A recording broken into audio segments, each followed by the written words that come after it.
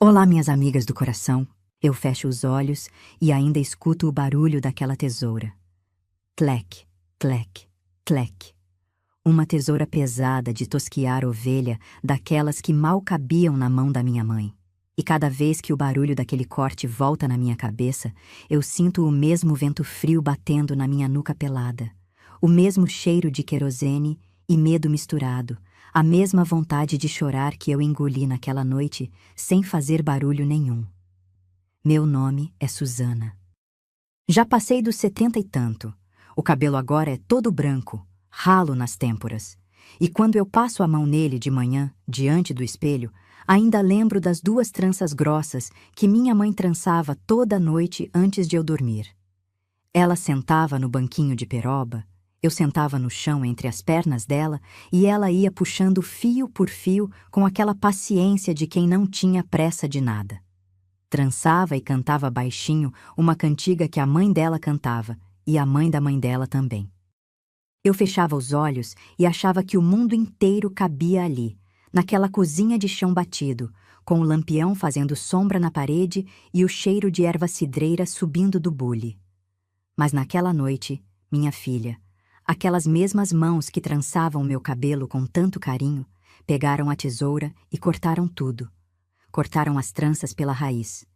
E junto com o cabelo, cortaram um pedaço da minha infância que nunca mais voltou. A gente morava num canto esquecido do mundo, tão longe de tudo que a estrada mais perto era só um trilheiro de terra vermelha que sumia no meio do mato. O vilarejo nem nome direito tinha. As casas eram de pau a pique, telhado de palha, chão de terra socada. O rio passava ali perto e era onde a gente lavava roupa, tomava banho e enchia os potes de barro. A vida era dura, mas tinha uma beleza que só quem viveu no interior daquele tempo conhece. O canto do sabiá de manhã cedo, o cheiro da terra molhada depois da chuva, o gosto do cuscuz com leite que mamãe fazia no fogão de lenha antes do sol nascer. Meu pai era um homem calado e forte. Trabalhava na roça do Coronel Irineu, de sol a sol, e voltava com as costas queimadas e as mãos grossas de terra. Mas quando chegava em casa, ele se lavava no tanque, vestia uma camisa limpa e sentava na varanda com a viola no colo. Tocava baixinho, só para ele e pra gente. Mamãe ficava na porta da cozinha, secando as mãos no avental, ouvindo com aquele meio sorriso que eu nunca mais vi no rosto dela depois que ele se foi. Meu pai não era de falar bonito, mas quando pegava na viola, era como se cada corda dissesse o que ele não conseguia dizer com palavras. E eu, menina pequena, ficava ali no degrau da varanda, de pé descalço, ouvindo aquele som que para mim era a voz do próprio amor.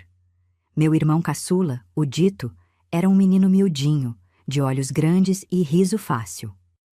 Nasceu com as perninhas fracas, custou a andar e, quando andava, ia meio torto, se segurando nas paredes e nos móveis. Mamãe vivia com ele no colo, e eu já sabia que ele era o xodó dela, aquele que precisava de mais cuidado. Eu não tinha ciúme, eu tinha era pena daquele menininho que queria correr atrás das galinhas e não conseguia. Então eu corria por ele, pegava a galinha, trazia no colo e deixava ele passar a mãozinha nas penas. Ele ria tanto que dava vontade de chorar. A vida seguia naquele ritmo de interior, onde os dias pareciam todos iguais, mas tinham um sabor diferente. Até que num dia de sol forte, meu pai saiu para a roça e não voltou. Caiu no meio do eito, com a mão no peito, e quando os outros correram para acudir, já não tinha mais o que fazer. O coração, que batia tão forte na viola, parou de repente no meio do cafezal. Lembro do grito da minha mãe. Lembro do corpo dele chegando na carroça, coberto com um lençol branco, que foi ficando vermelho de terra. Lembro das mulheres rezando na sala, das velas acesas, do cheiro de cera derretida, misturado com suor e lágrima. E lembro de mim, parada no canto, segurando a mão do Dito, sem entender direito o que era aquilo, mas sentindo no peito que alguma coisa muito grande tinha acabado de se partir.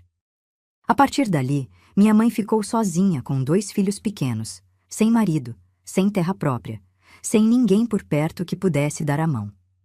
Ela era bonita, mamãe. Tinha os cabelos escuros, presos num coque firme, a pele morena do sol, os olhos castanhos com um brilho que parecia desafiar o mundo. E talvez tenha sido essa beleza, ou talvez tenha sido a coragem que ela mostrava de não se curvar para ninguém, que chamou a atenção do homem errado. O capataz da fazenda do coronel Irineu se chamava Raimundo. Era um sujeito alto, de bigode grosso e olhar de quem se achava dono de tudo. Montava um cavalo escuro e andava pelo vilarejo como se a terra fosse dele. Quando meu pai era vivo, ele passava de longe. Mas depois que meu pai morreu, Raimundo começou a aparecer. Primeiro com desculpas de trabalho, perguntas sobre a roça, ofertas de ajuda que mamãe recusava com firmeza. Depois, as visitas ficaram mais frequentes, o tom foi mudando, e eu, mesmo menina, percebia que o olhar dele para minha mãe não era olhar de quem quer ajudar. Era olhar de quem quer tomar. Mamãe nunca cedeu. Não cedeu quando ele trouxe presente. Não cedeu quando ele ameaçou tirar o direito dela de plantar na terra do coronel. Não cedeu quando ele parou o cavalo na nossa cerca, na frente dos vizinhos, e falou em voz alta que uma viúva sozinha precisava de um homem para dar conta daquela casa. Mamãe olhou para ele, alisou o avental e respondeu com uma voz tão firme que até o cavalo recuou. Disse que o dia que precisasse de homem, pedia a Deus, não pedia para ele. Os vizinhos riram, e aquela risada foi o veneno que envenenou o orgulho daquele homem. Porque homem que se acha dono do mundo não suporta ser pequeno diante de uma mulher. E a partir daquele dia, Raimundo jurou que ia fazer minha mãe pagar por cada gargalhada que ele ouviu. O que veio depois, minha querida, mudou a nossa vida para sempre. Se você quer saber o que aquele homem fez e o que minha mãe foi capaz de fazer para me proteger, fica aqui comigo. Essa história tem muito mais do que parece. Depois que meu pai se foi, a vida mudou de cor. Antes, a nossa casa tinha barulho de viola, risada do dito tentando bater palma fora do ritmo, cheiro de rapadura que papai trazia da venda. Depois, o silêncio tomou conta. Mamãe Mariana acordava antes do galo, acendia o fogão, esquentava o que tinha e saía para a roça com a enxada no ombro e o rosto fechado de quem carregava o mundo nas costas. Eu ficava cuidando do dito, esquentando leite, limpando o nariz dele, cantando as cantigas que ela me ensinou para ele não chorar. O dito era tudo para minha mãe. Ela olhava para ele e via meu pai. Tinha o mesmo formato do rosto, o mesmo jeito de inclinar a cabeça quando prestava atenção em alguma coisa. E as perninhas fracas dele faziam mamãe ter um cuidado dobrado, uma preocupação que não descansava nunca. Toda noite, antes de dormir, ela passava óleo de mamona nas pernas do menino, massageava devagar, com uma delicadeza que eu ficava olhando da minha esteira sem fazer barulho. Depois, cobria ele com um pano de algodão, beijava a testa e ficava ali, sentada no escuro, velando o sono dele como se tivesse medo de que alguém viesse roubar aquele menino no meio da noite. E foi justamente isso que tentaram fazer. Não com o dito, mas comigo. Raimundo, depois da humilhação que levou na cerca, virou um bicho. A raiva dele fermentou como massa azeda e foi crescendo em silêncio. Ele não voltou mais à nossa porta. Mas eu via o cavalo dele passando na estrada, devagar, olhando para nossa casa com aquele olhar de quem está calculando. E um dia, sem aviso, a coisa estourou. Foi numa tarde quente, daquelas que o ar treme em cima da terra e as galinhas ficam quietas debaixo do pé de manga.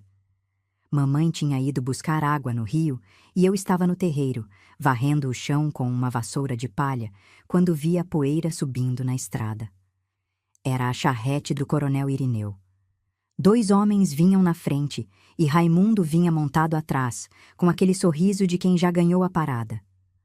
A charrete parou na nossa cerca. Um dos homens, que eu nunca tinha visto, desceu com um papel na mão, perguntou por Mariana e eu, com a voz tremendo, disse que ela não estava. O homem olhou para Raimundo, que fez um gesto com a cabeça, e então falou uma coisa que gelou meu sangue. Disse que, por ordem do coronel, a menina da viúva estava designada para trabalhar na casa grande a partir da manhã seguinte. que era para preparar uma trouxa de roupa porque não ia voltar tão cedo. Eu larguei a vassoura no chão. O dito, que estava sentado na porta brincando com um carretel de linha, olhou para mim sem entender nada. Raimundo desceu do cavalo, caminhou até a cerca e se abaixou para ficar na minha altura. Chegou tão perto que eu senti o cheiro de fumo mascado no hálito dele. E ali, olhando nos meus olhos, disse que era melhor a minha mãe não inventar de criar problema, porque viúva que cria problema no vilarejo do coronel perde a roça, perde a casa e perde tudo. Quando mamãe voltou do rio com a lata d'água na cabeça, me encontrou sentada no chão, abraçada no dito, chorando sem conseguir falar. Ela largou a lata, a água derramou na terra e veio correndo. Eu contei tudo do jeito que consegui, entre soluços. O rosto da minha mãe foi mudando enquanto eu falava. Não era medo. Era uma coisa que eu nunca tinha visto antes, uma mistura de fúria e desespero que deixava os olhos dela brilhando como brasa. Ela não chorou. Não gritou. Entrou na casa, trancou a porta de pau a pique com a tranca de madeira, sentou na beira da cama e ficou em silêncio. O silêncio durou tanto que eu achei que ela tinha desistido de tudo. Mas mamãe Mariana não era mulher de desistir.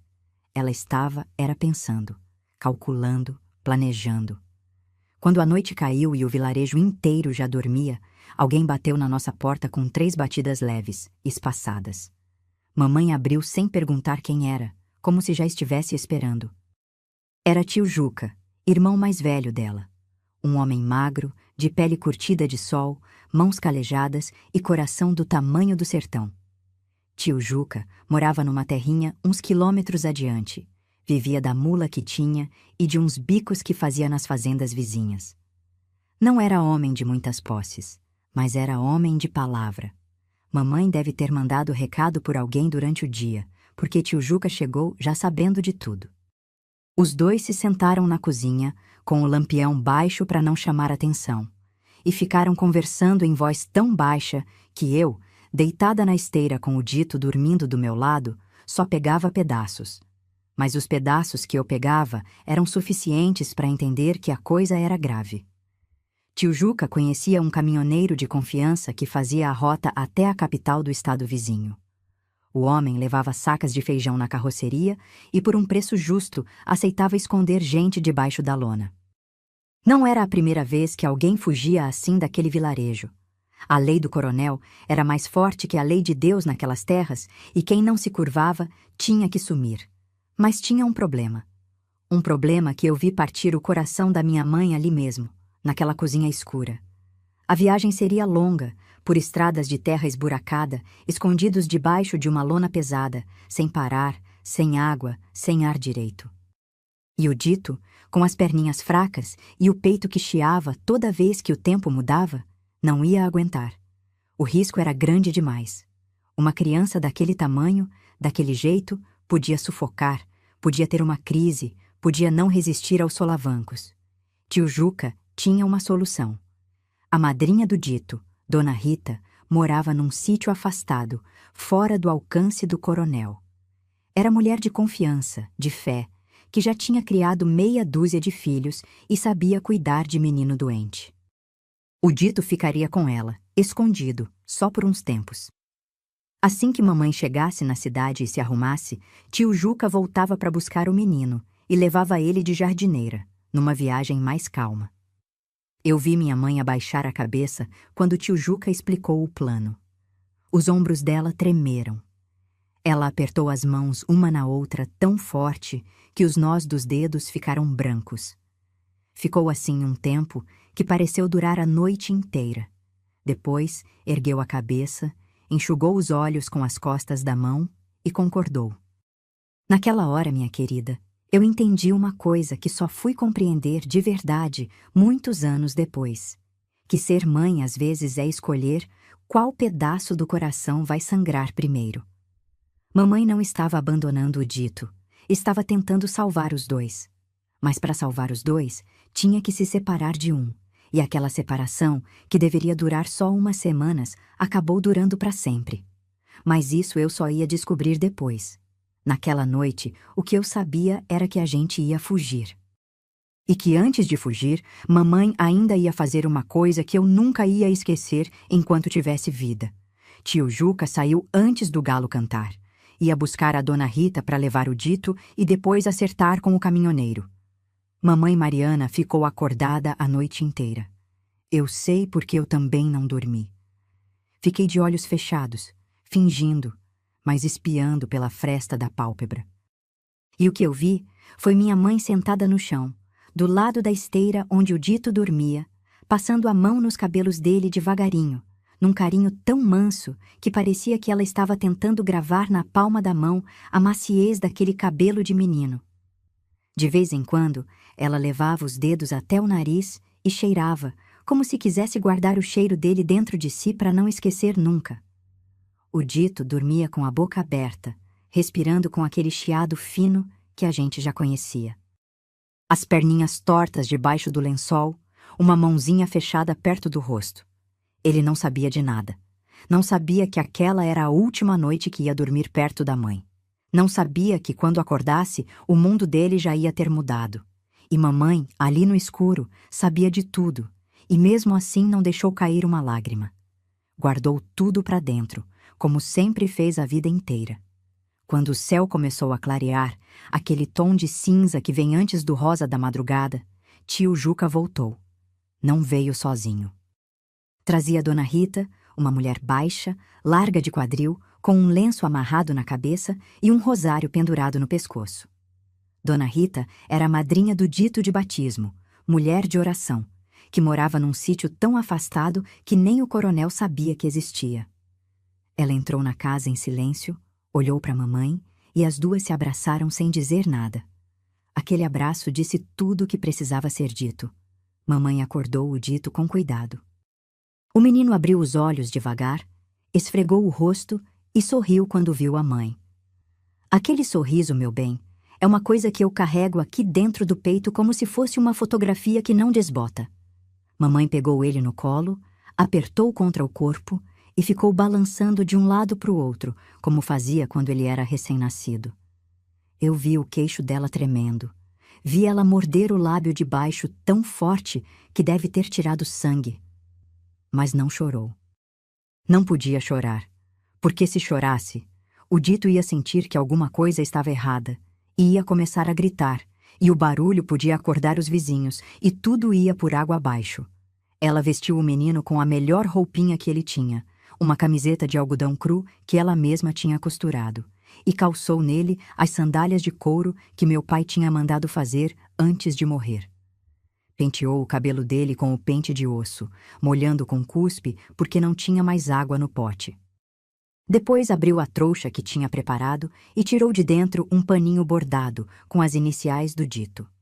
Era o único bordado que mamãe tinha feito com linha de verdade, não com fio de saco. Enrolou o paninho no pescoço do menino como se fosse um cachecol e disse para Dona Rita que aquele pano não era para tirar, que era para ele dormir com aquilo todo dia, para sentir o cheiro da mãe mesmo de longe. Dona Rita pegou o dito no colo. O menino estranhou, fez aquele biquinho de quem vai chorar. Mas Dona Rita tinha jeito com criança. Começou a fazer cócegas na barriga dele, e o biquinho virou risada. Mamãe ficou parada na porta, com os braços caídos do lado do corpo, vendo Dona Rita se afastar pelo trilheiro com o filho dela nos braços. O dito, por cima do ombro da madrinha, acenou com a mãozinha. Um aceno pequeno, torto, de menino que não sabia que estava dizendo adeus. Mamãe levantou a mão e acenou de volta. Ficou acenando até a figura de Dona Rita sumir na curva do caminho, atrás do arvoredo. Depois baixou o braço devagar, entrou na casa e fechou a porta. E ali, sozinha comigo, deixou o corpo escorregar pela parede até sentar no chão. Eu me ajoelhei do lado dela e abracei. Senti o corpo da minha mãe tremer inteiro, como folha de bananeira no vendaval. Mas mesmo ali, mesmo naquele momento, ela não soltou o choro. Engoliu tudo, respirou fundo. Passou a mão no meu rosto e me olhou com aqueles olhos que pareciam ter envelhecido numa noite só.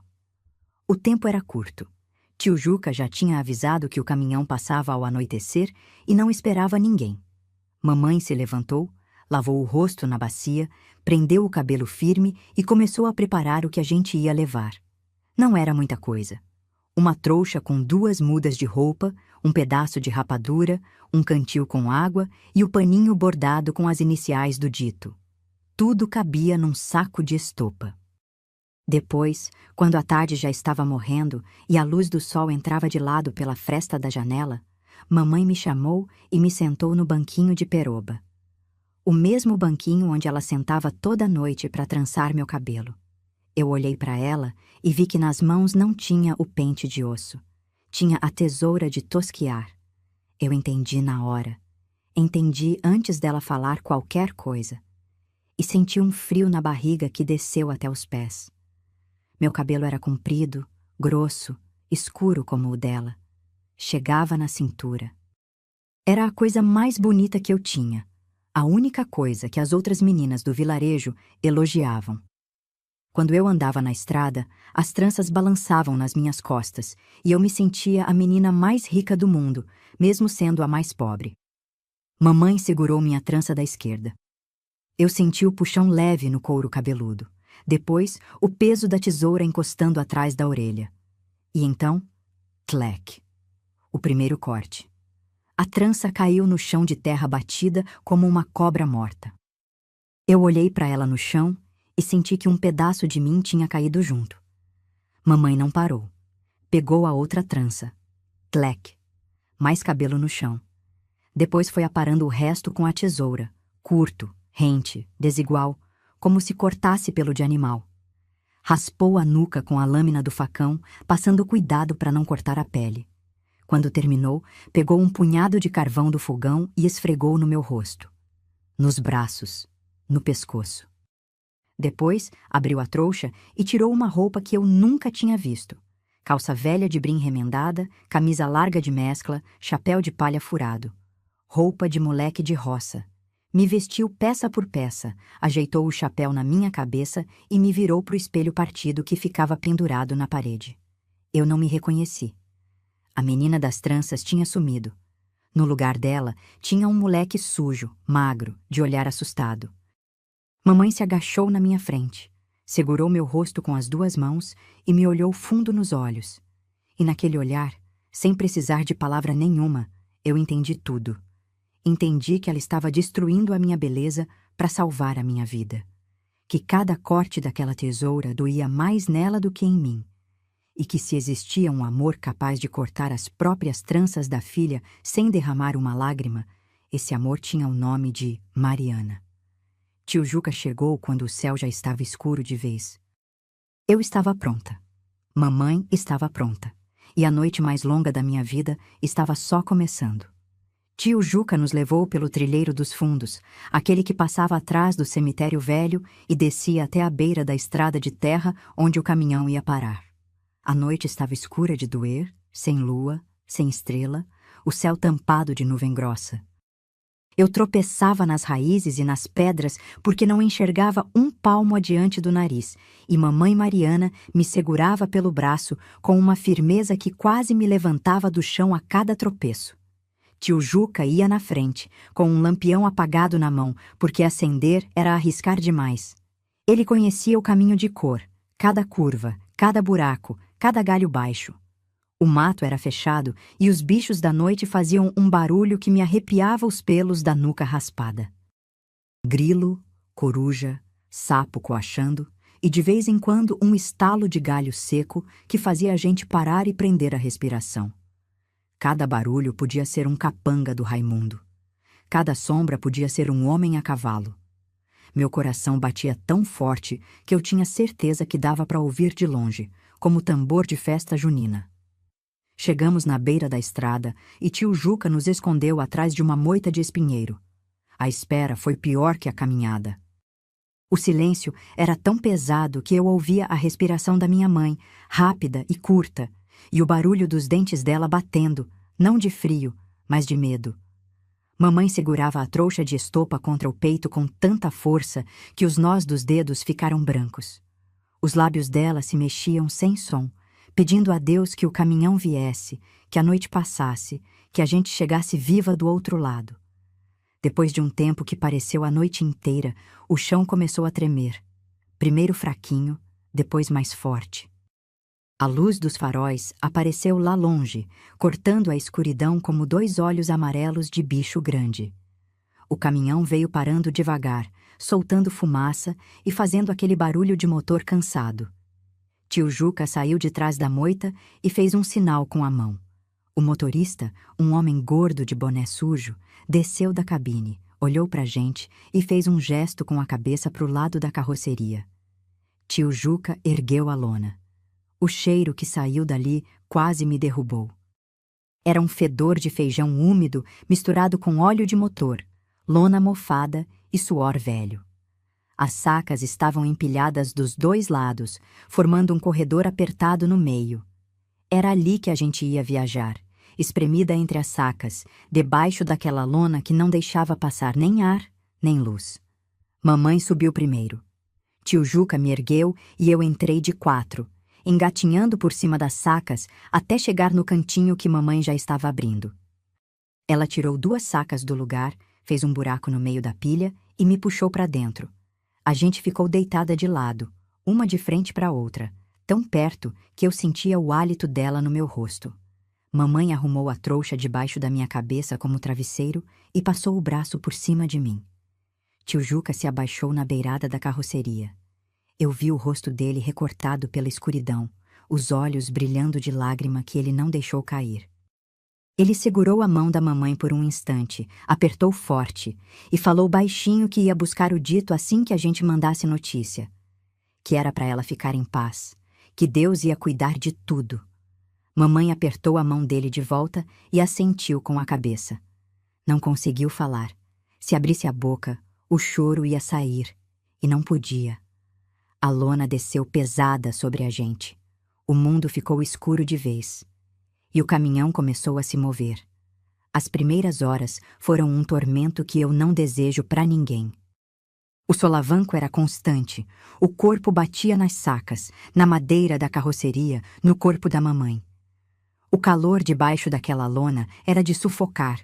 Um mormaço parado que grudava a roupa na pele e fazia a respiração ficar curta. O cheiro, que já era ruim parado, ficou pior com o balanço, porque as sacas iam soltando pó de feijão que entrava no nariz e fazia arder os olhos. Eu tossia baixinho, engolindo a tosse, porque mamãe tinha avisado que qualquer barulho podia ser o fim da gente. Em certo momento, o caminhão parou. Eu gelei.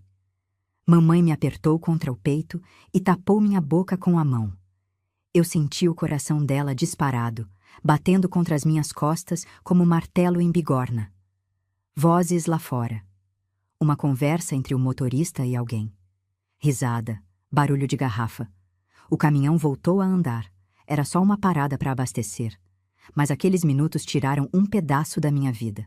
A viagem continuou noite adentro. Eu devo ter dormido em algum momento, porque quando acordei, o solavanco tinha mudado de ritmo. A estrada parecia pior, mais esburacada, e o caminhão ia mais devagar. Mamãe estava acordada, com os olhos abertos no escuro. Eu sabia que ela não tinha dormido um segundo. Estava de sentinela, como uma onça vigiando a cria. E então o caminhão freou de vez. Não foi uma parada suave. Foi um freio brusco, daqueles que jogam tudo para frente. As sacas deslizaram. Uma caiu em cima das minhas pernas e eu quase gritei de dor, mas mamãe tapou minha boca de novo, mais forte dessa vez. Vozes lá fora, agora diferentes. Vozes de comando. Alguém mandando o motorista descer. Alguém perguntando o que levava na carroceria. Era a barreira na divisa do estado. Raimundo tinha mandado vigiar. Eu escutei os passos se aproximando da carroceria. O barulho da lona sendo desamarrada num canto. A luz de uma lanterna entrando pelas frestas entre as sacas.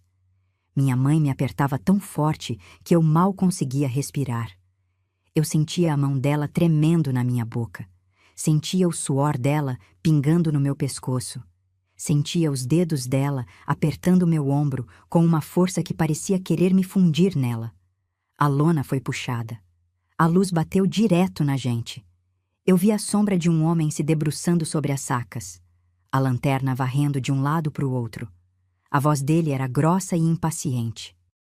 Falou que estavam procurando uma viúva fugindo com uma menina de tranças compridas. Mamãe me empurrou levemente e sussurrou no meu ouvido uma única palavra. Eu entendi na hora. Encolhi os ombros, afundei o chapéu na cabeça e comecei a tossir. Uma tosse feia, rouca, de moleque doente. Tossi com tanta força que os olhos lacrimejaram e o nariz escorreu. O motorista, lá de fora, gritou que ali só tinha uma coitada com um moleque fedendo que estava com febre desde que subiu. O homem da lanterna me olhou de cima, viu o rosto sujo de carvão, o cabelo curto e espetado, a roupa de moleque e fez uma cara de nojo. Xingou alguma coisa, mandou o motorista seguir viagem e saiu pisando duro. A lona voltou a cobrir a gente. O caminhão engrenhou. E quando cruzamos a divisa, senti o corpo da minha mãe amolecer. A mão que tampava minha boca caiu devagar. O braço que me apertava afrouxou. E ali, no escuro, debaixo daquela lona que cheirava a feijão podre e desespero, minha mãe finalmente chorou. Chorou em silêncio, com o rosto enfiado na saca de estopa, o corpo inteiro sacudindo de soluço mudo. E eu, ali do lado, sem cabelo, sem irmão, sem casa, fiz a única coisa que podia fazer. Passei a mão nas costas dela e fiquei ali, quietinha, até o choro dela passar e o caminhão seguir estrada adentro, levando a gente para uma vida que eu nem sabia como ia ser. O caminhão parou quando o sol já estava alto. O motorista bateu na lateral da carroceria 3 vezes, sinal de que podia sair. Mamãe Mariana levantou a lona devagar, espiando primeiro com um olho só, como o bicho que sai da toca sem saber se o perigo já passou. A claridade me cegou. Depois de tantas horas naquela escuridão fedorenta, a luz do dia parecia feita de agulhas que furavam os olhos. Eu desci da carroceria com as pernas bambas, os joelhos doendo, a roupa grudada no corpo de suor e pó de feijão. Mamãe desceu atrás, segurando a trouxa de estopa com uma mão e me puxando com a outra. A gente ficou parada ali na beira de uma rua que eu nunca tinha visto igual. Tinha gente demais, barulho demais, cheiro demais. Carroça misturada com automóvel, buzina misturada com grito de vendedor, cheiro de fritanga misturada com fumaça de motor. Eu apertei a mão da minha mãe tão forte que os dedos dela estalaram. Nunca na vida eu tinha visto tanta coisa acontecendo ao mesmo tempo. O motorista apontou para uma rua estreita que descia num morro e explicou mais ou menos onde ficava a pensão dos conhecidos do tio Juca. Mamãe agradeceu com um aceno de cabeça, porque a voz ainda não tinha voltado. A gente andou aquela rua toda sem falar nada, eu olhando para o chão para não tropeçar no paralelepípedo e mamãe olhando para frente com aquele rosto de quem já decidiu que não vai mais ter medo de nada. A pensão ficava no fundo de um beco que cheirava a esgoto e sabão de barra. Era uma construção velha, de parede encardida, com varais cruzando de um lado para o outro, cheios de roupa molhada. A dona da pensão, uma mulher grande de avental encardido, que todo mundo chamava de Dona Nena, recebeu a gente na porta com cara de quem já estava esperando. Tio Juca tinha mandado um recado por outro caminhoneiro uns dias antes. Dona Nena olhou para a mamãe de cima a baixo, olhou para mim vestida de moleque e não perguntou nada. Mulher que administrava a pensão naquele tipo de lugar sabia que perguntas podiam custar caro. O quarto que ela nos deu era um cômodo nos fundos, menor que a nossa cozinha do vilarejo. Cabia um colchão de palha no chão, um caixote virado que servia de mesa e um prego na parede onde pendurar roupa. A janela era um buraco tampado com papelão que deixava entrar um fio de luz e o barulho constante da rua. Mas tinha teto, tinha porta que trancava. E não tinha Raimundo. Para mamãe, naquele momento, aquilo era o bastante.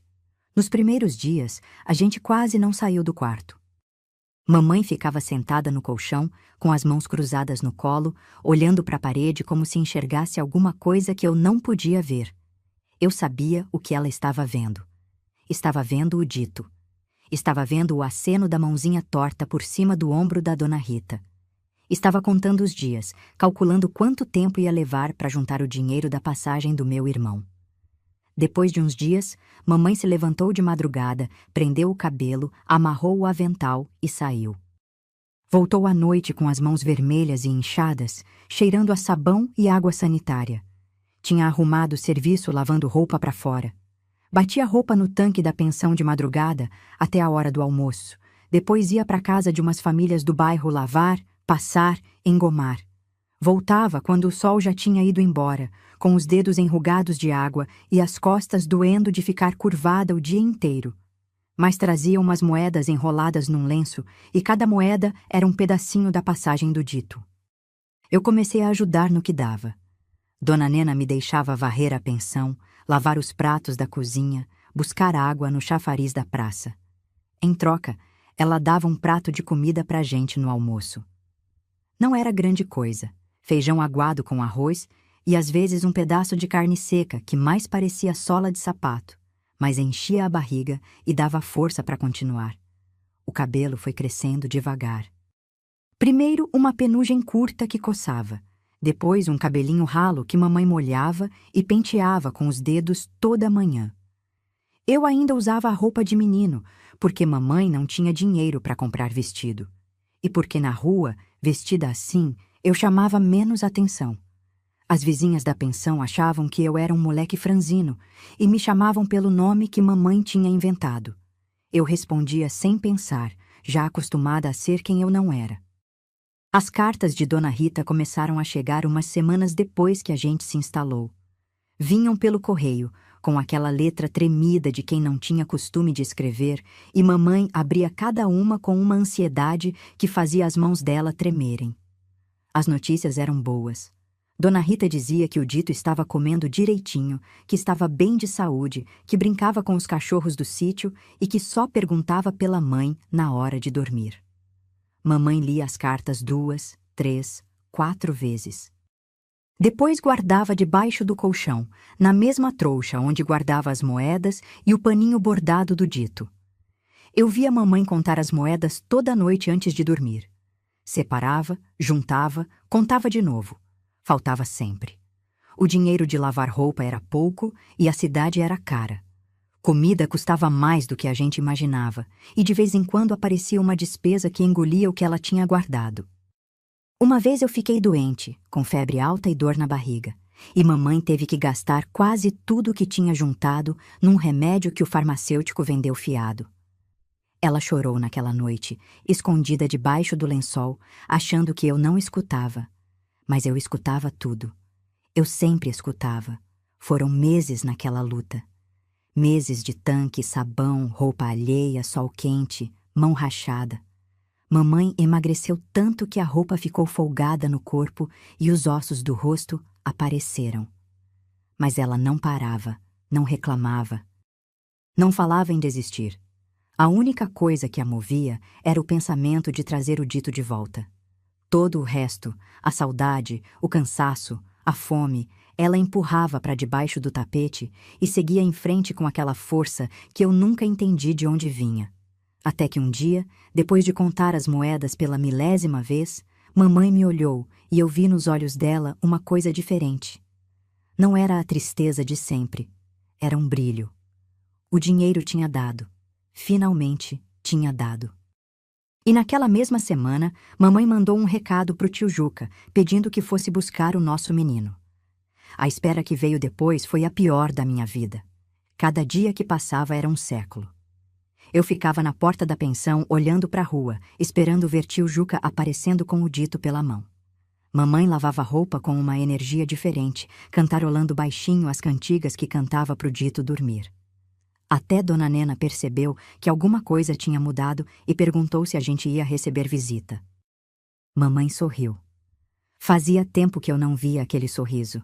Mas a vida, meu bem, tem um jeito cruel de ensinar que nem toda espera termina como a gente quer.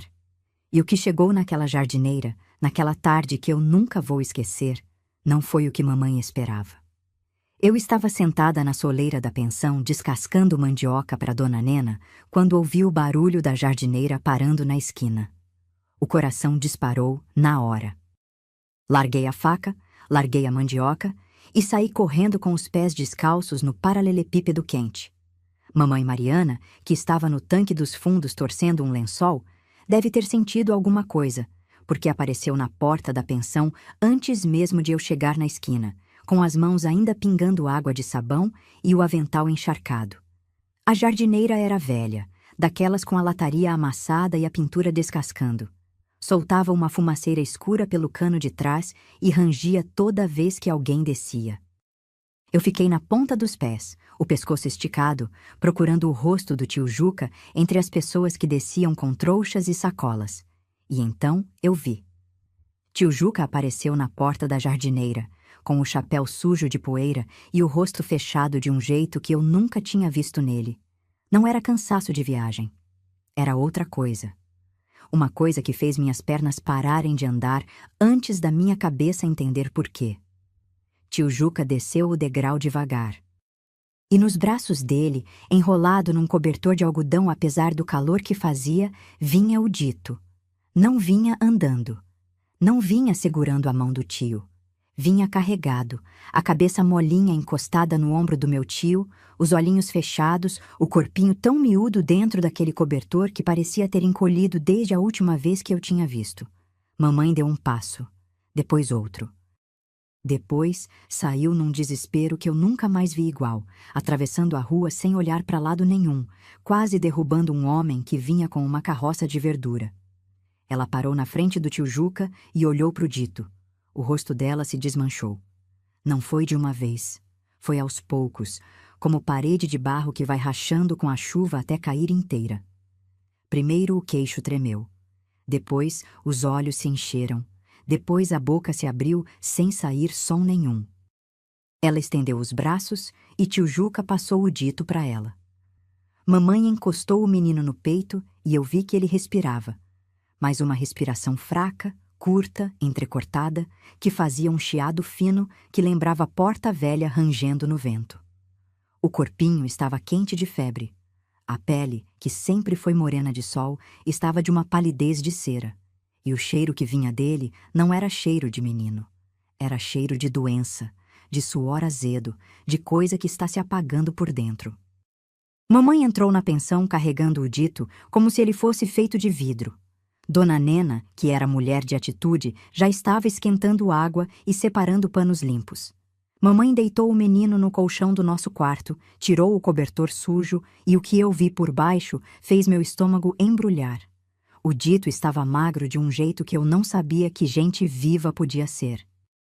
As costelas marcavam debaixo da pele, os bracinhos pareciam gravetos, e as perninhas, que já eram fracas, agora pendiam sem força nenhuma. Tio Juca me puxou para o canto e me contou tudo o que soube. Dona Rita tinha escondido a verdade nas cartas. O Dito ficou doente semanas antes, com uma tosse que foi piorando e virando uma coisa no peito que não deixava ele respirar direito. Dona Rita, com medo de causar desespero na minha mãe, que já vivia sufocada de saudade e pobreza, não contou nada. Achou que ia resolver sozinha, com chá de guaco, cataplasma de banha, simpatia de benzedeira. Coisas que talvez funcionassem para resfriado de gente forte, mas não para um menino que já nasceu com o peito fraco e as pernas bambas.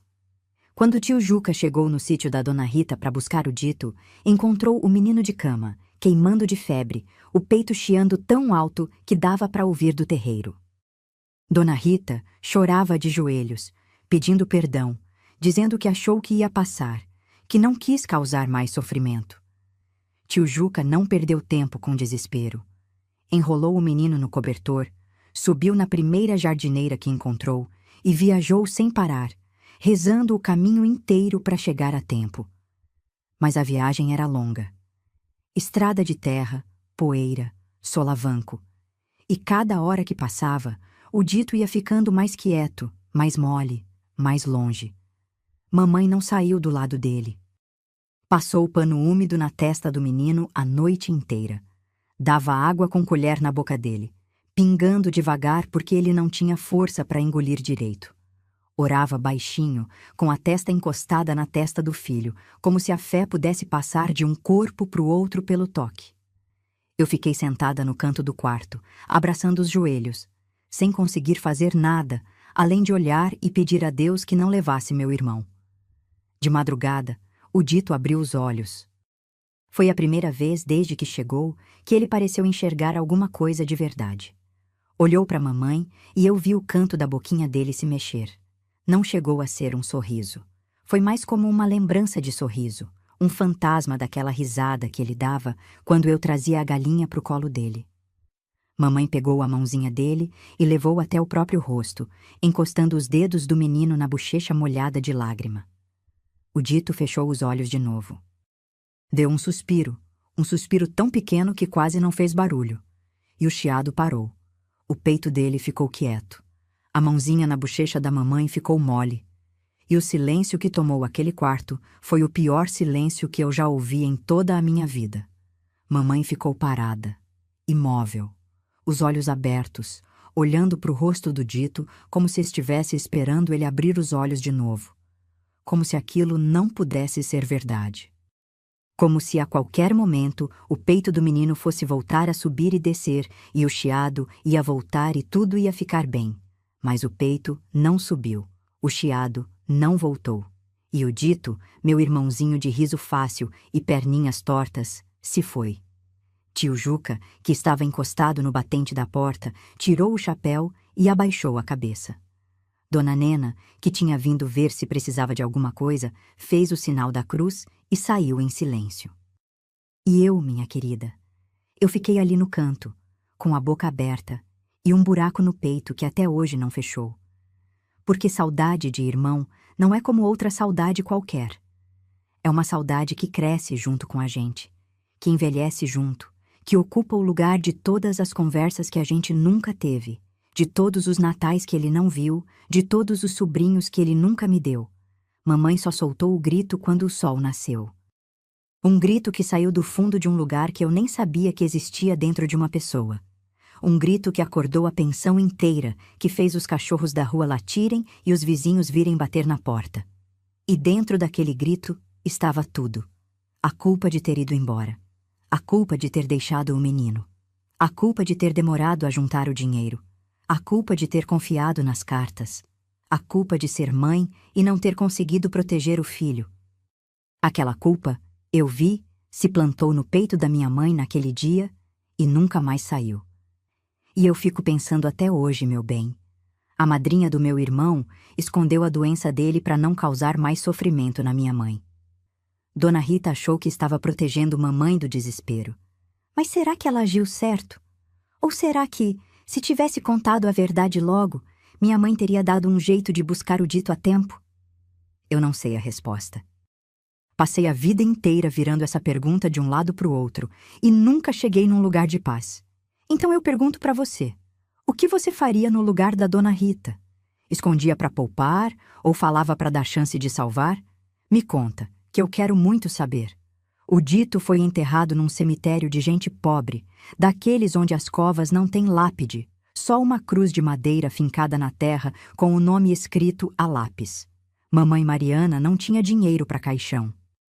Tio Juca pediu emprestado um caixãozinho branco que o marceneiro do bairro guardava nos fundos da oficina, daqueles que ficam encalhados porque ninguém quer pensar que vai precisar de um daquele tamanho. O Dito coube inteiro ali dentro, com sobra, tão miudinho que parecia boneco de pano esquecido numa caixa de costura. Mamãe vestiu o menino com a melhor roupinha que tinha trazido na trouxa. Penteou o cabelinho com os dedos, porque o pente tinha se perdido na viagem. E colocou no pescoço dele o paninho bordado com as iniciais, aquele mesmo que ela tinha entregado para Dona Rita no dia da separação. O paninho tinha voltado junto com o Dito, encardido, puído nas beiradas, cheirando a fumo e gordura de cozinha. Mas as letras bordadas ainda estavam ali, firmes, como se fossem a única coisa que não tinha se estragado no meio de toda aquela desgraça. No enterro, só estava a gente.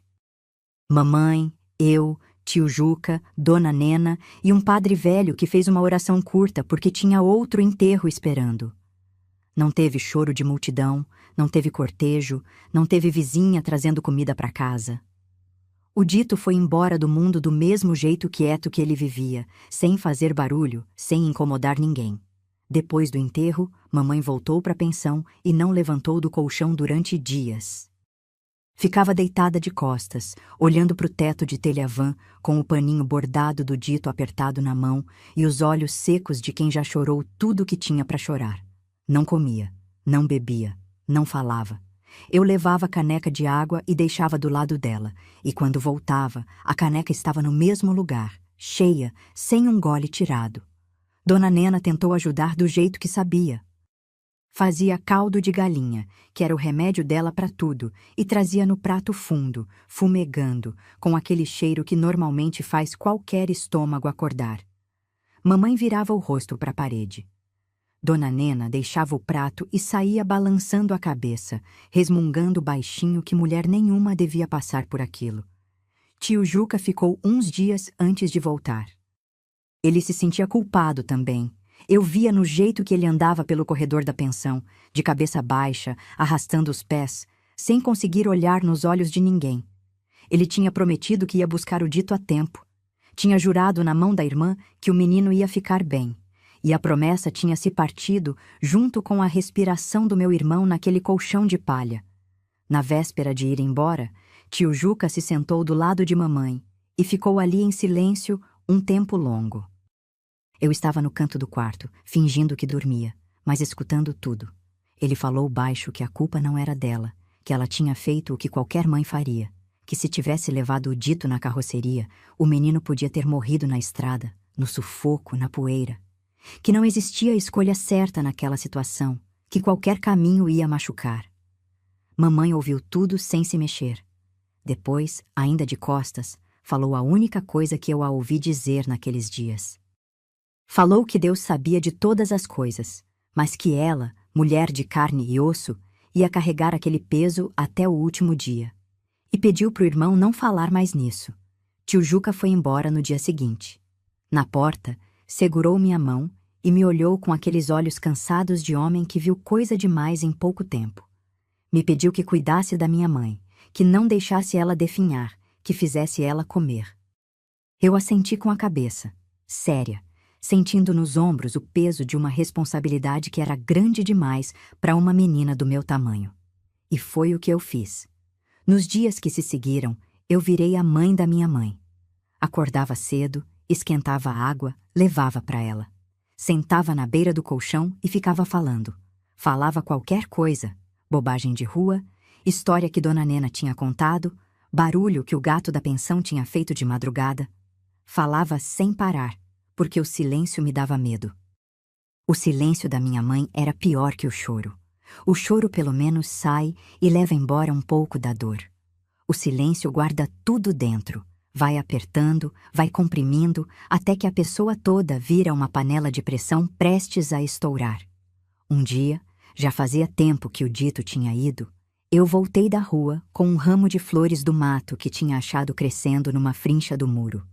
Eram florezinhas miúdas, amarelas, sem perfume nenhum, dessas que nascem em qualquer canto porque ninguém se importa com elas. Eu pus as flores dentro de uma lata velha com água e coloquei no caixote que servia de mesa, bem na frente da mamãe. Ela olhou para as flores. Olhou por um tempo que eu não sei medir. Depois esticou a mão e tocou numa das pétalas com a ponta do dedo, tão devagar que parecia ter medo de machucar a flor. Naquela noite, pela primeira vez, mamãe tomou um gole do caldo que Dona Nena trouxe. E no dia seguinte, sentou na cama. E no outro, levantou. E no outro, voltou para o tanque de lavar roupa. Não foi uma cura. Não foi uma virada milagrosa como nos livros. Foi uma coisa lenta, pesada, arrastada, como alguém que está atolada no barro e vai se puxando centímetro por centímetro, sem saber se vai conseguir sair. Mamãe voltou a trabalhar, voltou a comer, voltou a falar. Mas alguma coisa dentro dela tinha mudado para sempre. O brilho dos olhos, aquele que desafiava o mundo lá no vilarejo, tinha apagado. No lugar ficou uma luz baixa, mansa, cansada. Luz de lamparina quase sem querosene. Todo domingo, sem falhar mamãe acordava mais cedo que o normal, vestia a roupa menos surrada que tinha, Prendia o cabelo com um grampo de tartaruga que era a única peça de valor que ela ainda possuía e ia a pé até o cemitério. Levava um raminho de qualquer coisa que encontrasse pelo caminho, capim-limão, folha de pitanga, florzinha do mato. Sentava na beira da cova do dito e ficava ali, quieta, com a mão espalmada na terra, como se estivesse alisando a cabeça do filho. Às vezes eu ia junto. Às vezes ela pedia para ir sozinha. E nos domingos que ela ia sozinha, voltava com os olhos inchados, mas com o rosto mais leve, como se tivesse deixado um pouco do peso lá na terra do cemitério. A rotina da cidade foi engolindo a gente aos poucos. Mamãe lavava, eu ajudava Dona Nena, os meses foram passando e a dor, que no começo era uma ferida aberta, foi virando cicatriz. Cicatriz grossa, feia, que repuxa a pele e dói quando o tempo muda. Mas cicatriz. Coisa que a gente aprende a carregar sem gritar toda hora. E eu, menina que tinha virado mãe antes da hora, entendi naquela época uma coisa que carrego comigo até hoje. Que a gente não morre só quando o coração para. A gente morre um pedacinho cada vez que perde alguém que ama. E minha mãe, naquele quarto de pensão, morreu um pedaço que nunca mais nasceu de volta. Mas a vida, criatura teimosa que é, não para porque a gente quer parar. E o destino ainda tinha planos para nós duas, que eu nem desconfiava.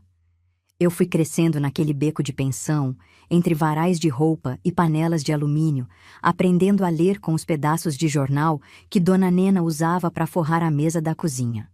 Mamãe Mariana nunca teve estudo, mas tinha uma teimosia danada de que eu ia aprender. Quando soube que a paróquia do bairro tinha uma escola de freiras que aceitava meninas pobres, não descansou até me matricular. Ia lá todo dia, com o avental ainda molhado do tanque, falar com a madre superiora, até que a freira cansou de dizer não e me deixou entrar. Eu era a mais velha da turma e a mais pobre. As outras meninas usavam sapato e fita no cabelo. Eu ia de chinelo de dedo e o cabelo preso com barbante. Mas eu era também a mais faminta de aprender. Sentava na primeira carteira, não perdia uma palavra.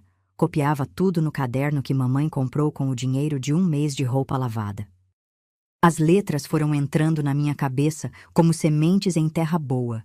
E em pouco tempo eu já lia corrido, já escrevia sem errar tanto, já fazia conta de cabeça mais rápido que a freira. Mamãe se orgulhava sem falar. Eu sabia pelo jeito que ela olhava para o meu caderno quando eu chegava em casa, passando o dedo por cima das letras como se estivesse tocando coisa sagrada. Ela não entendia o que estava escrito, mas entendia que aquilo era a escada que ia me tirar da vida de tanque e sabão. E ela estava disposta a me empurrar para cima, degrau por degrau, mesmo que ficasse lá embaixo, sozinha, com as mãos rachadas de tanto lavar o mundo dos outros. Fui crescendo e o corpo foi mudando. O cabelo voltou comprido, não mais em tranças de menina, mas solto nos ombros de moça. As curvas apareceram onde antes só tinha osso e pele esticada de magreza. Eu trabalhava meio período na pensão e estudava o resto do dia. Dona Nena, que nunca teve filha, me tratava quase como se eu fosse dela. Me ensinou a cozinhar de verdade, não só o feijão aguado da necessidade, mas galinhada com quiabo, farofa de ovo, bolo de mandioca com canela que perfumava o beco inteiro. E quando mamãe via eu aprendendo aquilo, dava aquele meio sorriso que tinha sobrado nela, aquele que não era felicidade completa, mas era o mais perto que ela conseguia chegar. A cidade foi crescendo junto comigo. O beco foi virando rua, a pensão ganhou uma segunda parede de tijolo, e o bairro, que era de gente fugida e desenganada, foi se enchendo de famílias que vinham de tudo quanto é canto, buscando a mesma coisa que a gente tinha buscado: uma chance. Mamãe continuava lavando roupa, mas agora tinha mais clientela, e o dinheiro, que antes mal dava para o feijão, já dava para um vestido de chita de vez em quando e um sapato fechado para eu ir na missa de domingo. E foi na missa que eu conheci Roberto. Ele apareceu num domingo de manhã, sentado no banco de trás da igreja, com uma camisa branca engomada e o cabelo penteado pro lado com brilhantina. Era um rapaz alto, moreno, de mãos grandes e rosto limpo, sem barba, sem bigode, com uns olhos castanhos mansos que olhavam para frente com uma seriedade que me chamou a atenção na hora. Não era a seriedade de homem bruto. Era a seriedade de quem já passou por coisa suficiente na vida para não desperdiçar sorriso à toa. Eu notei ele. E ele notou que eu notei. E durante várias missas seguidas, a gente ficou naquele jogo silencioso de olhares que se cruzam e se desviam, como o passarinho que pousa no galho e voa quando a gente chega perto. Eu ficava vermelha toda vez que os olhos dele encontravam os meus e apertava as mãos uma na outra tão forte que as unhas marcavam na palma. Roberto era marceneiro. Tinha aprendido o ofício com um tio que fazia móveis sob encomenda para casas de família. Não era rico, mas era trabalhador, daqueles que saem de casa antes do sol e voltam com serragem no cabelo e cheiro de madeira fresca na roupa. Ganhava a vida honradamente, morava num quarto alugado perto da marcenaria e mandava dinheiro todo mês para a mãe dele, que morava no interior. Homem que sustenta a mãe de longe, minha boa, é homem que sabe o valor de uma mulher. A aproximação foi lenta, como tudo que é verdadeiro. Primeiro os olhares. Depois, um bom dia na saída da missa. Depois, uma conversa na porta da igreja, que foi se esticando até o padre fechar o portão. Depois, um passeio na praça, com mamãe sentada num banco ali perto, vigiando, porque mulher direita não andava sozinha com homem sem ter quem olhasse. Roberto conquistou mamãe antes de me conquistar, e fez isso do jeito mais simples do mundo. Consertou a porta do quarto da pensão que rangia toda a noite e tirava o sono de mamãe. Chegou num sábado com a caixa de ferramentas, tirou a porta das dobradiças, lixou, ajeitou, recolocou. A porta parou de ranger, e mamãe, que desconfiava de todo homem desde o Raimundo, olhou para Roberto e eu vi nos olhos dela uma coisa rara, parecida com aprovação. Ele nunca soube da nossa história completa. Mamãe não queria que ninguém soubesse da fuga, do vilarejo, do coronel, do Raimundo. Tinha vergonha, não do que fez, mas do que foi feito com a gente. Então eu contei a Roberto só o que precisava, que meu pai tinha morrido, que a gente tinha vindo do interior, que meu irmão tinha falecido ainda pequeno. Ele ouviu tudo sem interromper, com aquela seriedade mansa dele, e quando eu terminei, ele só fez uma coisa. Pegou minha mão e apertou. Não perguntou detalhes, não quis saber mais do que eu quis contar. Só apertou minha mão e ficou ali, firme, como a madeira que ele trabalhava todo dia. O pedido veio numa tarde de sol grosso, daquelas que o calor faz tremer o ar em cima do asfalto. Roberto apareceu na pensão com uma cadeira de balanço que ele mesmo tinha feito, de madeira clara, com o assento trançado de palha. Trouxe nas costas andando pela rua, suando, com a cadeira balançando a cada passo. Dona Nena quase teve um troço quando viu ele entrando no beco com aquilo. Ele colocou a cadeira na frente da mamãe e disse que se ela desse a bênção, ele queria casar comigo. Que aquela cadeira era para ela, para descansar o corpo que já tinha trabalhado demais. Mamãe sentou na cadeira.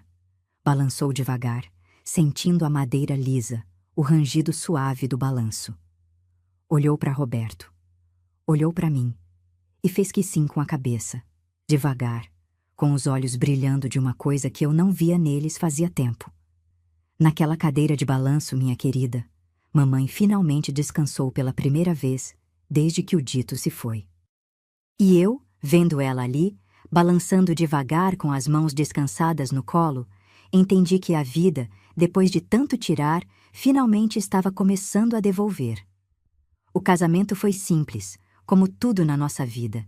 Igreja pequena, banco de madeira, flores do mato que eu mesma colhi na beira da estrada de manhã cedo. Mamãe Mariana costurou meu vestido com um tecido branco que comprou a prestação na loja do seu Geraldo, pagando um pouco por semana durante meses, escondendo o pano debaixo do colchão para eu não ver. Quando ela me entregou o vestido pronto, com a bainha certinha e uma rendinha no decote que ela arrancou de uma toalha velha, eu chorei. Não era o vestido mais bonito do mundo, mas era o vestido mais amado. Cada ponto daquela costura tinha sido dado pelas mesmas mãos que cortaram minhas tranças, que lavaram roupa alheia, que massagearam as perninhas do dito. Mãos que sabiam destruir para salvar e construir do nada. Roberto me esperou no altar com a camisa branca de sempre, mas dessa vez com uma gravata escura que o patrão dele emprestou. Estava nervoso. Eu vi pelo jeito que ele apertava as mãos uma na outra, mas quando me viu entrando pelo corredor da igreja no braço do tio Juca, que tinha vindo só para isso, o rosto dele se abriu num sorriso que eu guardo até hoje como quem guarda joia dentro do peito. Tio Juca me levou até o altar e, antes de me entregar para o Roberto, apertou minha mão com força. Eu senti naquele aperto tudo o que ele queria dizer e não conseguia. O orgulho, o alívio, a saudade do dito que devia estar ali, a lembrança da noite da fuga, a estrada escura, a lona do caminhão. Tudo passou entre a mão dele e a minha naquele segundo. Depois ele soltou, deu um passo para trás e foi sentar do lado da mamãe, que apertava as mãos no colo e chorava pela primeira vez de alegria desde que a gente tinha chegado na cidade. A vida de casada começou num quarto e cozinha que Roberto alugou perto da marcenaria. Era pequeno, cheirava a verniz e serragem, mas era nosso. O primeiro lugar no mundo que era só nosso, sem ser favor de ninguém, sem ser fundo de pensão, sem ser caridade. Roberto saía cedo e voltava à noite com os bolsos cheios de serragem e o rosto cansado, mas sempre com aquele jeito manso de falar que me acalmava. Ele nunca levantou a voz para mim. Nunca levantou a mão. Nunca me fez sentir menor do que eu era. E para uma menina que cresceu vendo a mãe ser ameaçada por homem covarde, isso valia mais que ouro. Mamãe continuou na pensão, mas agora eu ia buscar ela todo domingo para almoçar na nossa casa. Eu fazia galinhada do jeito que Dona Nena me ensinou e mamãe sentava na cadeira de balanço que Roberto tinha feito e ficava ali, balançando com o prato no colo, comendo devagar e olhando pela janela com aqueles olhos que agora tinham um pouco mais de luz. A cadeira de balanço tinha virado o trono dela. Era ali que ela sentava para descansar, para cochilar depois do almoço com as mãos cruzadas sobre o avental. Quando eu descobri que estava esperando meu primeiro filho, o mundo girou. Eu estava na cozinha, ralando mandioca, quando senti uma tontura que me fez largar o ralo e sentar no chão. Roberto me encontrou ali e ficou branco de susto, achando que eu estava doente. Mas não era doença, era vida. Vida nova brotando dentro de mim como muda de planta que nasce na fresta do muro sem ninguém ter plantado. A gravidez foi tranquila no corpo, mas agitada na alma. Eu pensava no dito o tempo inteiro. Pensava que ele nunca ia conhecer meu filho. Pensava no riso dele, nas perninhas tortas, no aceno da mãozinha por cima do ombro da Dona Rita. E pensava na minha mãe, que carregava a culpa como quem carrega pedra amarrada no pescoço, e que toda noite, antes de dormir, ainda sussurrava o nome do dito como se ele pudesse ouvir de onde estivesse. A barriga foi crescendo e mamãe foi aparecendo cada vez mais. Toda semana ela vinha com alguma coisa. Uma roupinha que tinha costurado. Um sapatinho de tricô que aprendeu a fazer com uma vizinha da pensão. Um paninho bordado com as iniciais que ela ainda não sabia quais seriam, mas bordava assim mesmo, com ponto cheio e linha de verdade, igual ao paninho que o dito levou no pescoço até o fim.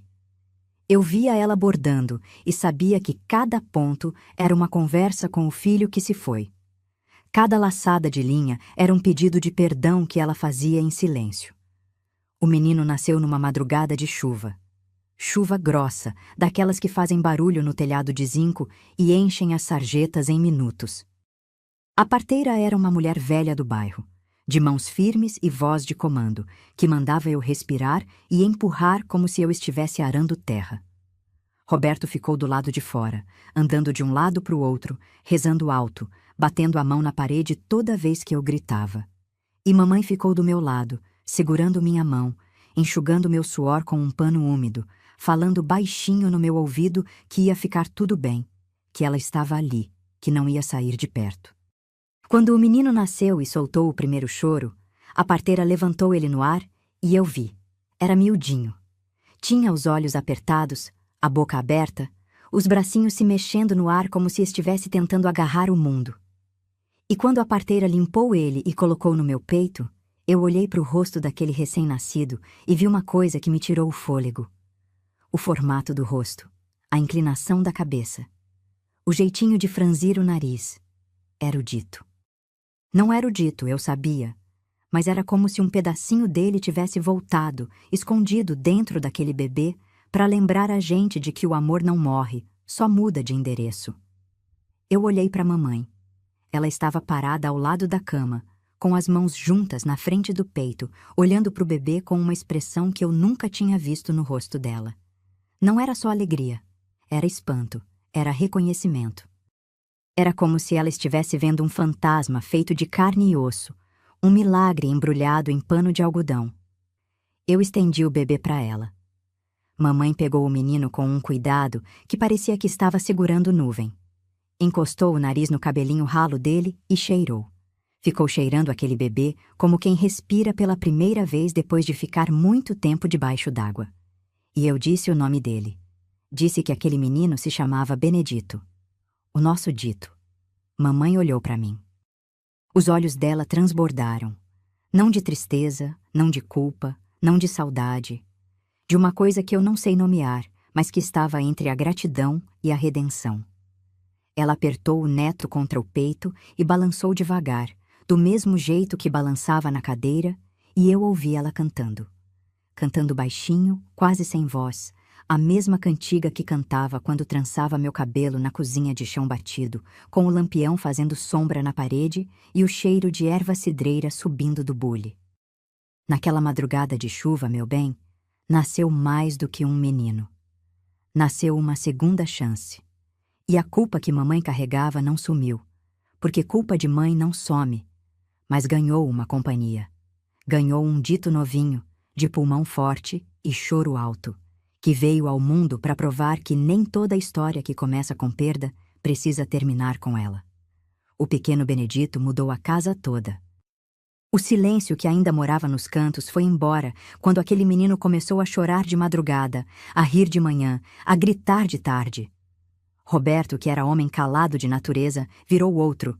Chegava da marcenaria e a primeira coisa que fazia era pegar o filho no colo, levantar para o alto e ficar olhando para ele com aquele sorriso bobo de pai novo que nem sabe direito o que está sentindo, mas sabe que é bom.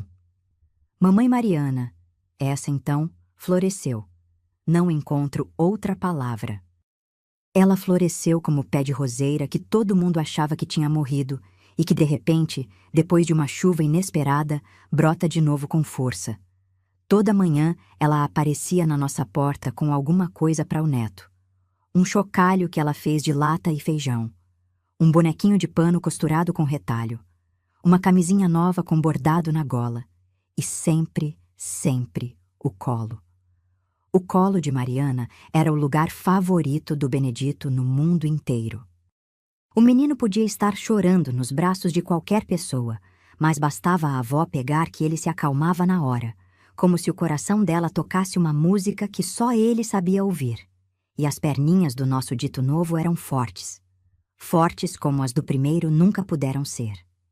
Quando ele começou a andar, eu vi mamãe parada na porta, com a mão na boca, olhando aquele menino dar os primeiros passos tortos pela sala, caindo e levantando, caindo e levantando. As lágrimas escorriam pelo rosto dela em silêncio, mas o sorriso não saía. Era choro e riso ao mesmo tempo, misturados, como chuva com sol que faz arco no céu. Ela estava vendo o neto fazer o que o filho nunca conseguiu. E naquele momento, eu soube que alguma coisa dentro da minha mãe estava sendo costurada de volta, ponto por ponto, devagar, como ela costurava as roupinhas do bebê. Os anos foram passando e a família foi crescendo. Depois do Benedito veio o Carlos, depois o Paulo, depois o Jorge. 4 meninos fortes, saudáveis, barulhentos, que encheram a casa de vida e a rua de confusão. Roberto teve que mudar para um lugar maior, uma casinha de 2 quartos com quintal que ele mesmo ajudou a construir nos fins de semana. E mamãe, que já não lavava mais roupa para fora porque eu não deixava, veio morar com a gente. Trouxe a cadeira de balanço, a caixa de costura e uma sacola com todas as cartas que Dona Rita tinha mandado, amarradas com barbante. Eu nunca entendi por que ela guardou aquelas cartas, as mesmas que mentiram sobre a saúde do dito. Talvez porque eram as últimas notícias que ela teve do filho vivo. Talvez porque precisava daquele pedaço de papel para acreditar que houve um tempo em que o dito estava bem e brincava com cachorros e só perguntava pela mãe na hora de dormir. Mamãe virou a rainha da casa. Costurava as roupas dos meninos, fazia bolo de mandioca com canela que eles brigavam para lamber a colher, contava histórias do interior que eles ouviam de boca aberta. Nunca contou a história da fuga. Nunca contou do Raimundo, do coronel, da tesoura, da lona do caminhão. Para os netos, a avó era uma senhora que tinha vindo do interior e pronto. O passado ficou trancado dentro dela como roupa guardada em baú que ninguém abre. Mas o passado, criatura, tem um jeito de voltar quando a gente menos espera. E ele voltou numa tarde comum, dessas que não tem nada de especial, quando eu estava estendendo roupa no quintal e ouvi mamãe gritar da sala. Corri para dentro, achando que ela tinha caído, que tinha se machucado, que alguma coisa tinha acontecido com os meninos. Mas mamãe estava de pé, parada no meio da sala, com o rosto branco como cal, olhando para a porta. Na porta estava um homem velho, magro, curvado, com um chapéu surrado na mão e o rosto marcado de sol e tempo. Eu não reconheci. Mas mamãe reconheceu. Era um homem do vilarejo. Um dos peões antigos da fazenda do coronel Irineu. Ele tinha saído de lá fazia pouco, depois que o coronel morreu e as terras foram divididas entre os herdeiros. Andou por muitos lugares até chegar naquela cidade. E alguém, num desses acasos que a vida inventa, mencionou que uma mulher chamada Mariana, que tinha fugido com a filha fazia muitos anos, vivia naquele bairro. O homem veio trazer notícias, e as notícias eram pesadas. Raimundo, o capataz, tinha ficado com raiva da fuga durante anos. Espalhou pelo vilarejo que minha mãe tinha fugido porque devia dinheiro ao coronel, que era mulher sem honra, que tinha abandonado o próprio filho. Manchou o nome da minha mãe como quem joga lama em parede branca. E a pior parte, contou para todo mundo que o dito tinha morrido, porque mamãe tinha largado o menino com estranhos para ir embora com outro homem. Inventou uma história de vergonha que fez o nome de Mariana virar sinônimo de maldade naquele vilarejo por anos e anos. Mamãe ouviu tudo sentada na cadeira de balanço, que não balançava. Ficou dura, com as mãos agarradas nos braços da cadeira, os nós dos dedos saltando debaixo da pele. O rosto dela não se mexia, mas eu via uma veia no pescoço pulsando rápido, e os olhos, aqueles olhos que já tinham visto tanta coisa, brilhavam com uma fúria antiga que eu achei que tivesse morrido fazia tempo. O homem foi embora depois de tomar um copo de água. Pediu desculpas por trazer aquele peso, disse que achou que ela merecia saber o que andavam falando dela. Mamãe agradeceu com a cabeça e ficou em silêncio. Naquela noite, eu acordei com barulho na cozinha. Levantei devagar para não acordar Roberto e encontrei mamãe sentada à mesa, com o lampião aceso e as cartas de Dona Rita espalhadas na frente. Ela não estava lendo, porque não sabia ler. Estava passando os dedos por cima das letras, devagar, como fazia no meu caderno da escola. E chorava baixinho, com a boca fechada, engolindo o soluço para não acordar os netos. Eu sentei do lado dela, sem falar nada. Peguei a mão da minha mãe, aquela mão que tinha cortado tranças, lavado o mundo e segurado a minha a vida inteira. E fiquei ali, em silêncio, porque tem horas que palavra não serve para nada. Tem horas que a única coisa que uma filha pode fazer é estar ali, do lado, segurando a mão, deixando a mãe saber que não está sozinha. Mamãe apertou minha mão de volta. E naquele aperto, minha querida, eu senti a mesma coisa que senti na noite da fuga, debaixo da lona do caminhão, que enquanto a gente estivesse junta, o mundo podia inventar o que quisesse, que não ia nos derrubar. Mas o que Raimundo fez com o nome da minha mãe não podia ficar assim. E dentro de mim, naquela noite, uma semente de justiça começou a germinar. A semente que germinou naquela noite não me deixou em paz. Eu ia dormir pensando naquilo e acordava pensando naquilo. O nome da minha mãe arrastado na lama por um homem covarde que não aguentou ser rejeitado por uma viúva. um vilarejo inteiro acreditando que Mariana tinha abandonado o próprio filho para fugir com outro homem. A mentira vivendo no lugar da verdade durante anos, criando raízes, virando história que as pessoas contavam como se fosse coisa certa. Aquilo me corroía por dentro como ferrugem em lata velha. Porque eu sabia a verdade. Eu estava lá. Eu vi mamãe cortar minhas tranças com as mãos tremendo. Vi ela entregar o dito para Dona Rita com o coração partido em dois. Vi ela lavar roupa alheia até as mãos racharem para juntar dinheiro de passagem. Vi ela segurar o filho nos braços pela última vez naquele quarto de pensão, com o grito preso na garganta e a culpa se plantando no peito. Eu era a testemunha viva de tudo, e a testemunha não podia ficar calada. Conversei com Roberto numa noite, depois que os meninos dormiram. Contei tudo. A história inteira, do começo ao fim, sem esconder nada. O coronel, o Raimundo, a ameaça de me levar para Casa Grande, a fuga na carroceria, a barreira na divisa, o dito que ficou para trás e nunca mais voltou vivo. Roberto ouviu em silêncio, com os cotovelos apoiados na mesa e os olhos fixos nos meus. Quando eu terminei, ele se levantou, veio até a minha cadeira, se ajoelhou na minha frente e encostou a testa na minha barriga. E ali, de joelhos, eu senti que ele tinha entendido tudo. Não só a história, mas o peso que eu e mamãe carregávamos em silêncio desde que pisamos naquela cidade. Foi Roberto quem teve a ideia. Ele conhecia um homem no bairro, seu Valdomiro, que tinha sido escrivão de cartório. Homem de letra bonita e conhecimento de lei. A gente devia escrever uma carta. Não uma carta qualquer. Uma carta que contasse a verdade, com detalhes, com nomes, com tudo o que aconteceu. E que fosse mandada para o padre do vilarejo, para o novo dono das terras e para cada família que ainda morava ali. Para que a mentira do Raimundo fosse desfeita com a mesma boca que a espalhou, a boca do povo. Seu Valdomiro veio à nossa casa num domingo. Trouxe papel bom, tinta e pena. Sentou na mesa da cozinha com a postura de quem fazia documento importante. Eu comecei a ditar. Contei a história desde o começo.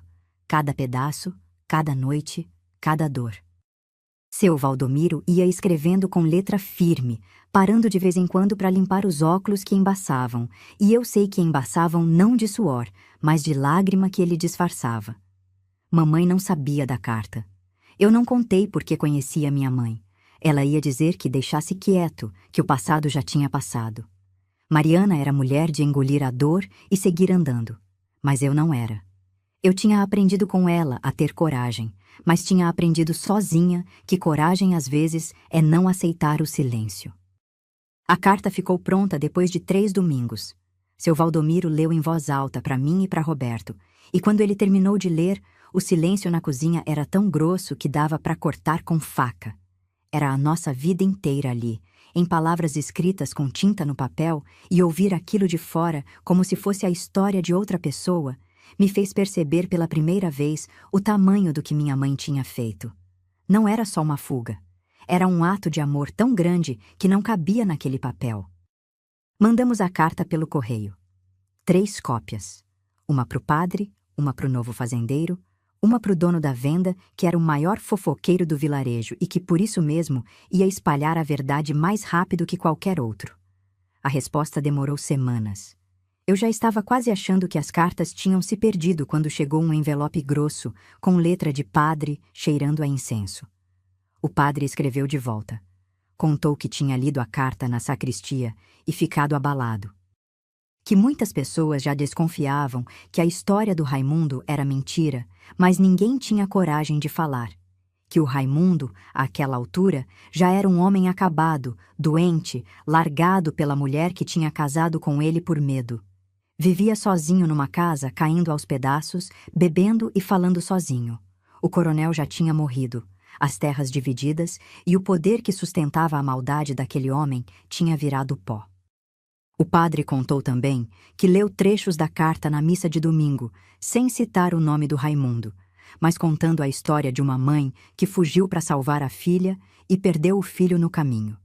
Que as mulheres da igreja choraram, que os homens abaixaram a cabeça, e que no fim da missa, uma senhora velha se levantou e disse em voz alta que sempre soube que a Mariana era mulher de bem e que o capataz era homem de mentira. E outras concordaram. E o nome da minha mãe, que tinha sido lama durante anos, começou a ser lavado ali, naquela igrejinha de interior, pelas mesmas pessoas que tinham acreditado na mentira.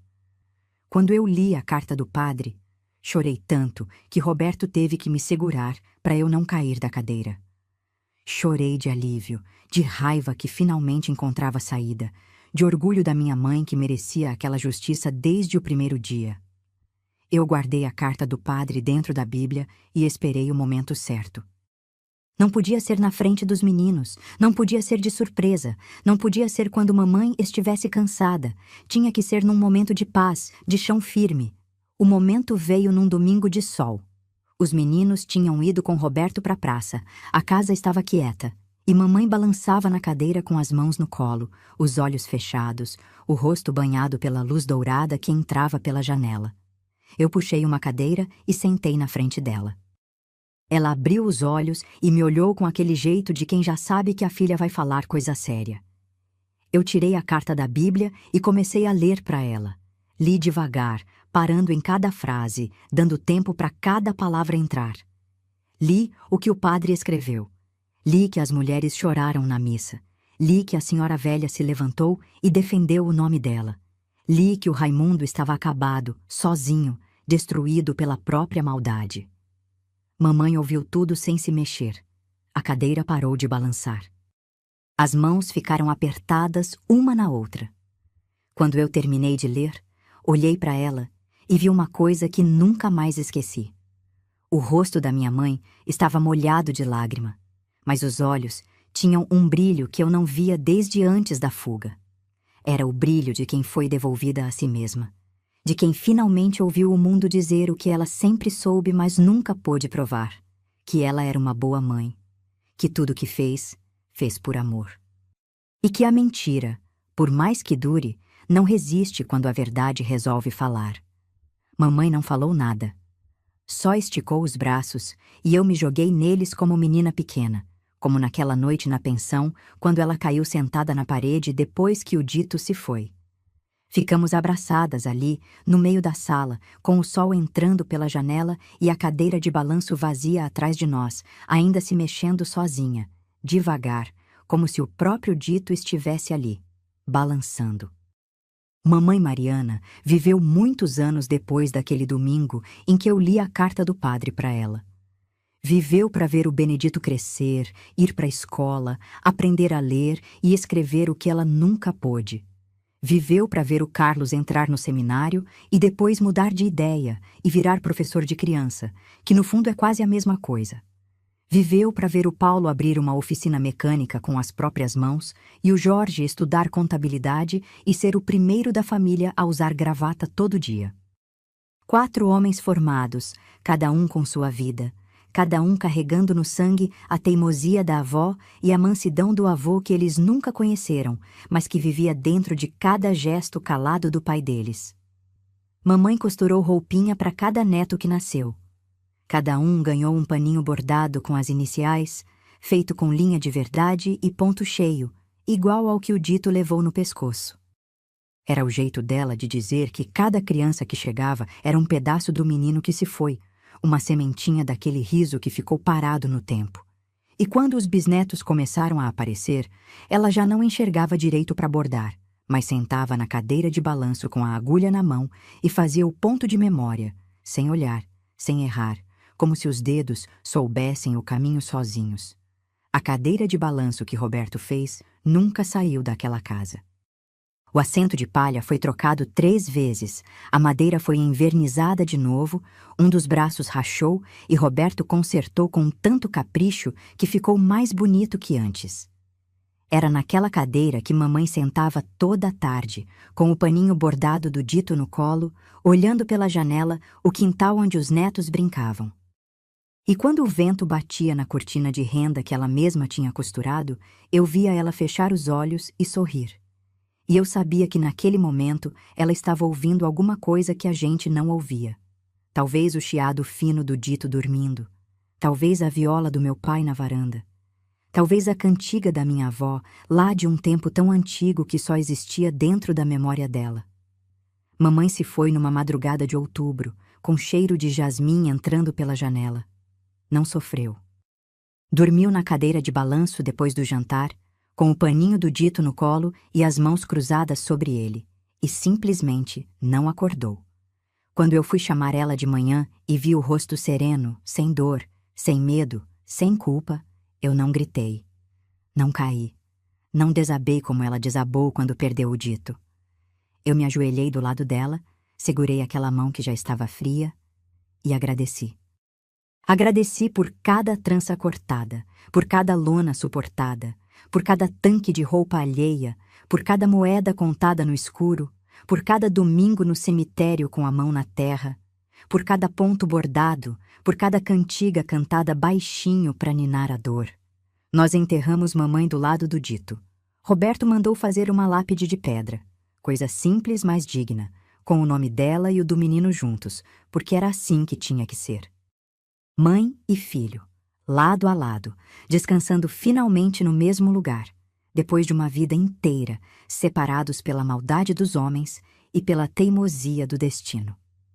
Roberto se foi uns anos depois, quieto como viveu, sem incomodar ninguém, num dia de semana comum. Estava na marcenaria, lixando uma mesa que tinha prometido para um vizinho, e sentou para descansar e não levantou mais. O coração parou do mesmo jeito que o do meu pai, no meio do trabalho, com as mãos cheirando a madeira. Às vezes eu penso que Deus leva embora os homens bons no meio do ofício para eles não perderem tempo com despedida. Homem bom não precisa de discurso. A vida inteira dele já é a despedida. Eu estou aqui agora, sentada nesta mesma cadeira de balanço, com o paninho bordado do dito nas mãos, olhando pela mesma janela que mamãe olhava. O quintal mudou. As árvores cresceram, o muro ficou mais alto. Os netos que brincavam ali agora são homens e mulheres feitos. Mas o vento na cortina é o mesmo. E a saudade, essa criatura que mora comigo feito inquilina que não paga aluguel, essa também é a mesma. Quando eu fecho os olhos, ainda escuto o barulho da tesoura. Tlec, tlec, tlec. E já não dói como doía antes. Agora aquele barulho virou outra coisa, virou prova. Prova de que existiu uma mulher chamada Mariana que amou tantos filhos que cortou a beleza da filha para salvar a vida dela, que entregou o filho para os braços de uma madrinha para não perder os dois, que lavou o mundo de roupa alheia para juntar trocado de passagem, que carregou uma culpa que nunca foi dela e mesmo assim seguiu de pé, firme, com a coluna reta e as mãos ocupadas de trabalho e de amor, até o último suspiro. Minha mãe me salvou da maldade dos homens. Mas a vida cobrou o pedaço que ficou para trás. A gente passa a vida achando que vitória é não ser pego, que vitória é escapar, que vitória é chegar do outro lado. Mas tem perdas que a gente nunca para de sentir. O dito, com o aceno torto da mãozinha por cima do ombro da dona Rita, está gravado aqui dentro como marca de ferro em couro de boi. Não sai com o tempo, não sai com alegria, não sai nem com a fé que mamãe plantou em mim, junto com as orações. O amor de mãe é a coisa mais forte que existe nesse mundo. Mais forte que coronel, que capataz, que lei de chicote. Mais forte que a vergonha, que a pobreza, que a distância. Um amor que corta tranças e desafia homens, que atravessa divisa debaixo de lona e reconstrói a vida do nada. Mas até esse amor, com toda a força que tem, às vezes não consegue vencer o destino. E a mãe que não consegue carrega o peso calada, porque mãe não tem o direito de desistir, nem quando o coração já virou cinza. Eu tenho 70 e tantos anos agora. O cabelo é branco, os joelhos doem, a vista já não alcança longe. Mas quando o vento bate na cortina e traz cheiro de jasmim, eu fecho os olhos e estou de volta naquela cozinha de chão batido, sentada entre as pernas da minha mãe, sentindo ela trançar meu cabelo fio por fio, cantando baixinho aquela cantiga que a mãe dela cantava e a mãe da mãe dela também. Se essa história tocou o seu coração, compartilha com alguém que também teve uma mãe guerreira. Porque a história de mãe, quando a gente conta, não morre nunca. E mãe que é lembrada continua viva. Um grande abraço do canal Confissões dos Avós.